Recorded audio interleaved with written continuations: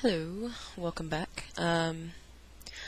I wanted to do this before I go and pick up Shadow, which is my fiance.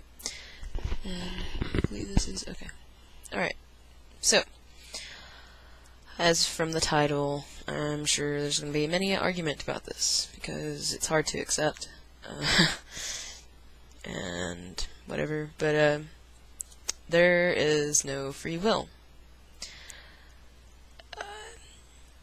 With experiences and the obstacles that are basically given to us because we have no choice in choosing these, that led you up to now, did you really choose these experiences? Like, did you really choose what was best for you in the situation?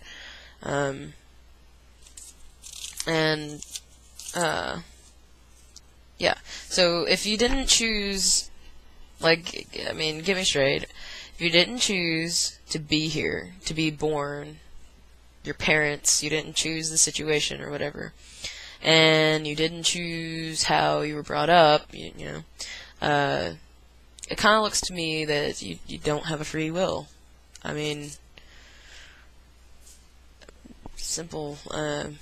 simply because of the lack of choice in the beginning, because you didn't have a choice from the beginning. So how are you to be making choices now? You know what I'm saying? Like, and how do we account people to be responsible for that? I mean, it's not their fault that they were brought up that way. You see what I'm saying? It's not their fault that they're here. It's not their fault that they're creating, problems in the community or whatever it is. But just basically the lack of choice at the beginning in the first place. You're pretty much determined to choose whatever was taught to you, or using knowledge, like from past experiences, to help you. I mean, like, there's a fork in the road and you choose to go left or right, based on your experiences, whatever your parents had taught you to do, whatever time that you went left and it was awesome, you're going to always choose left. Or if you went to the right and it was horrible, you're going to choose left, because hopefully the left one's not going to be horrible, you know?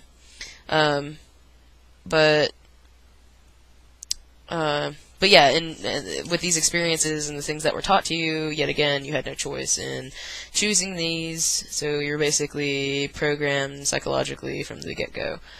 And I understand how, like, it may be hard to accept or think of or grasp, because all of us would like to, think we're in control, but also as humans, we tend to give ourselves way too much credit, and we're way too fascinated with something simple, and not to mention our egotistical nature. Like, of course, we're better than blah blah blah. That's why we're still evolving, or that's why we've got technology and animals don't, or that's why, I mean, essentially, all the animals and things like that, I mean, they just don't have this stuff because we suppress them. I mean, whatever.